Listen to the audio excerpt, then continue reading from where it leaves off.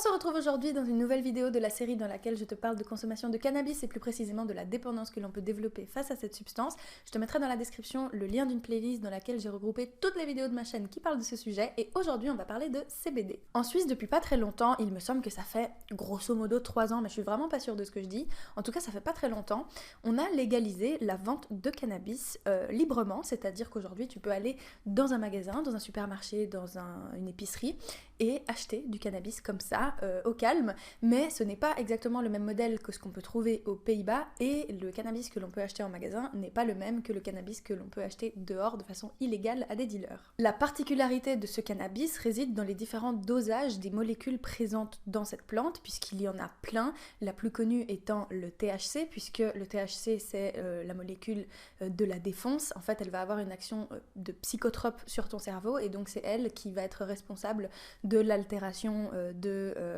ta façon de raisonner, de ta lucidité, de tes sens, de comment tu vas traiter les informations. Et donc c'est la molécule la plus connue quand on va parler de cannabis. Mais il n'y a pas que le THC dans le cannabis, il y a un tas d'autres molécules et parmi elles il y a la CBD. La CBD, d'après ce que j'ai compris, c'est une molécule qui est plutôt là dans une action de relaxation du corps, donc son but ne va pas être de défoncer, ne va pas agir sur ton cerveau, mais plus sur tes sensations, de tes muscles, de ton corps, etc. Donc ça agit comme une sorte de relaxant, d'après ce que j'ai compris. Du coup, dans cette plante légale que l'on peut acheter en Suisse, le taux de CBD va être assez élevé, il tourne autour de 20 à 23-25%, d'après ce que j'ai pu voir en magasin. Par contre, le taux de THC doit être en dessous des 1%, sachant que la bœuf que tu achètes dans la rue illégalement, elle a un taux de THC bien plus élevé que 1%. Ça peut aller de 10% à 20%, à plus. Ça dépend vraiment de quelle espèce de cannabis tu vas acheter, parce qu'il y a plein de variétés différentes de cannabis qu'on peut acheter. Ça dépend de où ça a été produit, comment, etc. Puisque on peut aujourd'hui faire en sorte de produire du cannabis illégal du coup, avec des très hauts dosages de THC pour que justement ça défonce un maximum, mais du coup c'est pas du tout ça que tu vas retrouver en magasin. Et justement la différence c'est que aux Pays-Bas tu peux trouver toutes les bœufs possibles, c'est-à-dire que le cannabis que tu vas acheter là-bas, il va être aussi assez élevé en THC selon les variétés que tu vas acheter. Ils proposent d'ailleurs, ils ont des sortes de menus sur lesquels ils disent quel est le dosage de THC des différentes plantes qui sont vendues. Je suis désolée pour cette luminosité affreuse, voilà, bon, bref. Et du coup, aux Pays-Bas, tu peux acheter entre guillemets la même bœuf que ce que les gens achetaient illégalement avant, puisque les dosages de THC restent assez élevés et défoncent toujours autant. Ici en Suisse tu ne vas pas trouver de CBD vendu légalement qui a un taux de THC à plus de 1%. Du coup on pourrait se demander bon bah alors pourquoi acheter ça si ça défonce pas trop, ok ça va détendre un peu les muscles, mais est-ce que ça vaut la peine d'y mettre le prix parce que c'est quand même un produit qui n'est pas donné, c'est assez cher. Donc on peut se demander en effet à quoi ça sert. La CBD elle est très populaire chez les parents et je peux le dire en connaissance de cause puisque ayant travaillé dans un magasin qui a commencé à vendre de la CBD quand ça a été légalisé, j'ai vu les gens à qui je vendais ce produit-là au quotidien et c'est pas du tout habituellement des jeunes qui vont se diriger vers ce genre d'articles, parce que c'est ce que c'est, mais c'était plutôt voilà, des parents, des couples qui avaient entre 30 et 50 ans. Après, évidemment, mon expérience en caisse n'est pas représentative de tout ce que consomment les Suisses, etc. On est bien d'accord. Mais c'est vrai que ça m'a permis un petit peu de me rendre compte de qui aime acheter ce genre de produit et à qui ça s'adresse plutôt. Et c'est vrai qu'il y avait très peu de jeunes, jeunes à partir de 18 ans, parce que c'est quand même un produit qu'on ne peut pas vendre aux personnes en dessous de 18 ans. Mais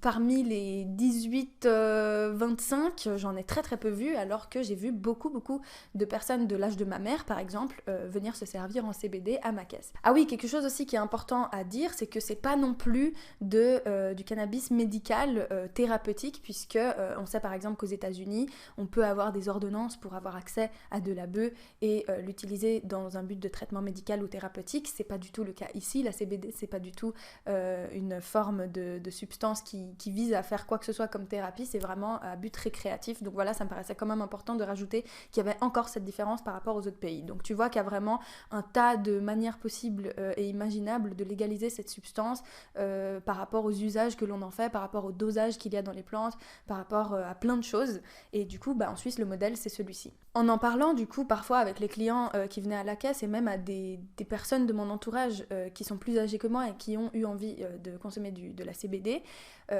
il en est beaucoup ressorti le fait que ça donne un peu l'illusion de fumer un vrai pétard comme dans les années de jeunesse de ces personnes-là, mais sans tous les inconvénients que ça implique de fumer un vrai pétard, c'est-à-dire le côté où on manque de motivation, on se déconcentre, on a des pertes de mémoire, où on se sent peut-être un peu vaseux, etc.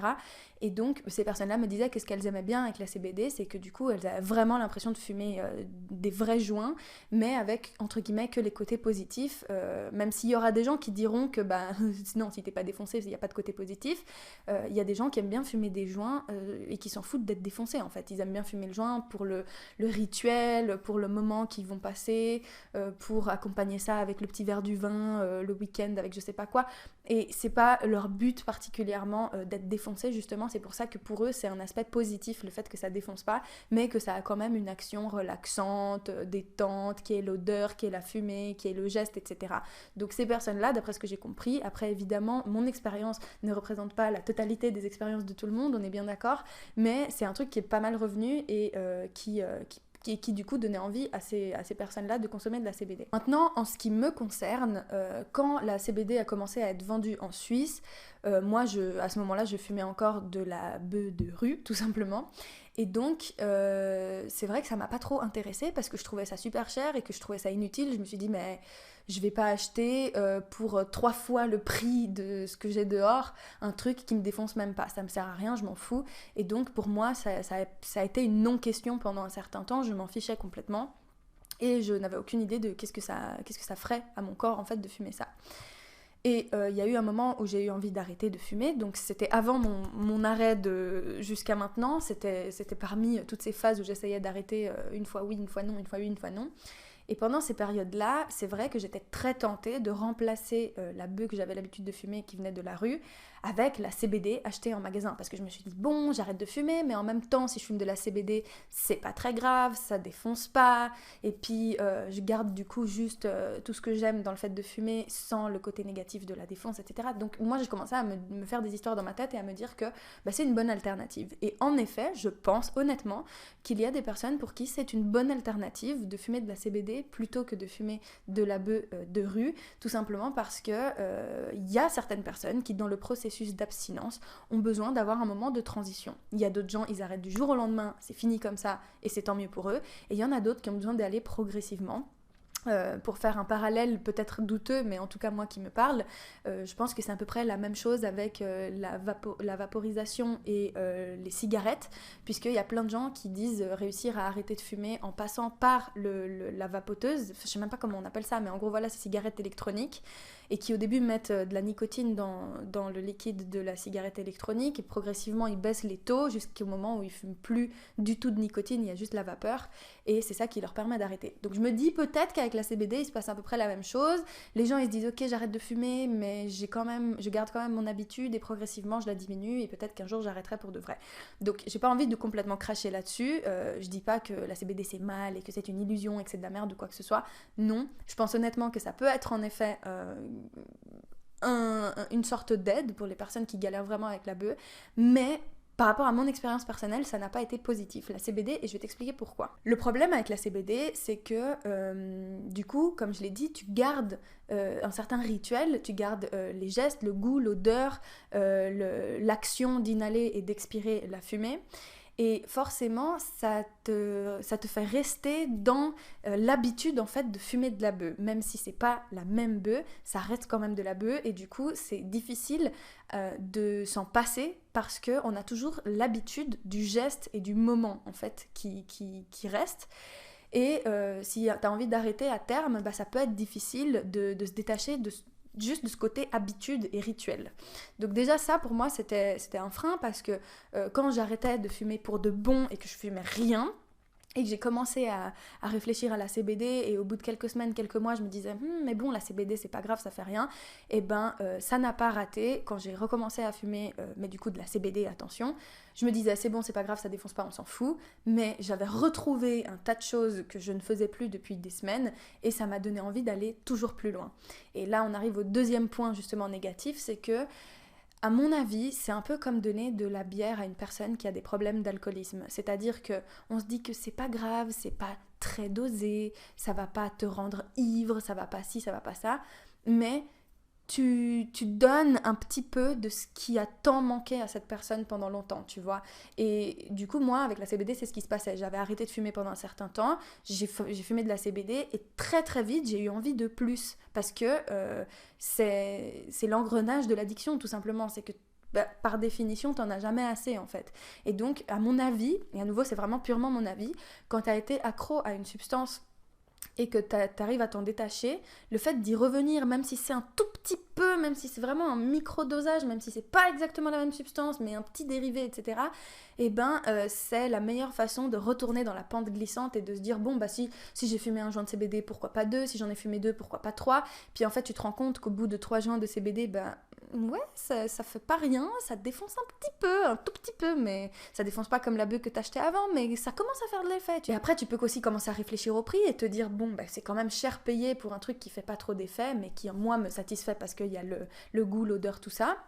Mais est-ce que du coup, je ferais pas mieux d'utiliser ce même argent pour acheter de la vraie beuh dans la rue et donc rentabiliser ma consommation, parce que comme ça, je pourrais fumer plus, mais moins de quantité, et tu commences à faire des magouilles dans ta tête et tout, et c'est comme ça que tu rechutes. Voilà. Un truc qui m'a beaucoup frappé quand j'ai commencé à fumer cette CBD et à gentiment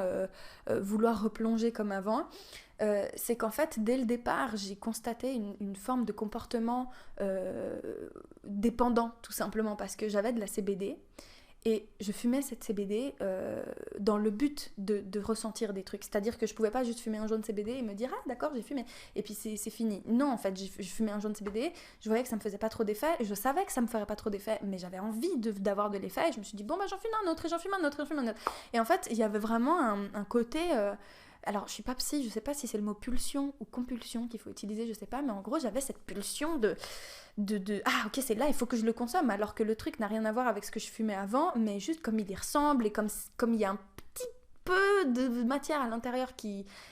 s'en rapproche, et ça me donnait envie d'en abuser. Et après, de vite me rendre compte qu'en fait, la thune que j'avais claquée là-dedans, j'aurais pu la claquer dans la weed de rue, et puis voilà, ça aurait été pareil, et même mieux en fait en termes de défense. Et c'est pas ce qu'on veut évidemment quand on est dans une démarche d'arrêter de consommer une substance. Et à mon avis, c'est vraiment une porte qu'il ne faut pas ouvrir si on a du mal à vivre l'abstinence tout simplement. Je pense que c'est vraiment un truc sur lequel il faut faire attention. Si ça a marché pour toi, par exemple, que tu as arrêté et puis que tu as réussi grâce à la CBD, ça m'intéresserait beaucoup d'avoir ton témoignage dans les commentaires. Si cette vidéo t'a plu, t'a paru intéressante, tu peux aller faire un tour sur mon profil Utip, c'est une manière de me soutenir financièrement et c'est complètement gratuit pour toi, ça te prend littéralement 1 minute de ta vie et moi, ça m'aide financièrement à travailler tout simplement et ça fait vraiment la différence à la fin du mois. Donc je t'invite à aller faire un tour. En gros, si tu connais pas le système, c'est juste que tu vas sur mon profil, tu peux voir des publicités de quelques secondes et ça me reverse quelques centimes et du coup voilà, moi ça m'aide énormément. Je te suis infiniment reconnaissante si tu le fais, vraiment merci beaucoup. Et voilà, on se retrouve dans une prochaine vidéo, d'ici là prends grand soin de toi et n'oublie jamais que je t'aime très très fort.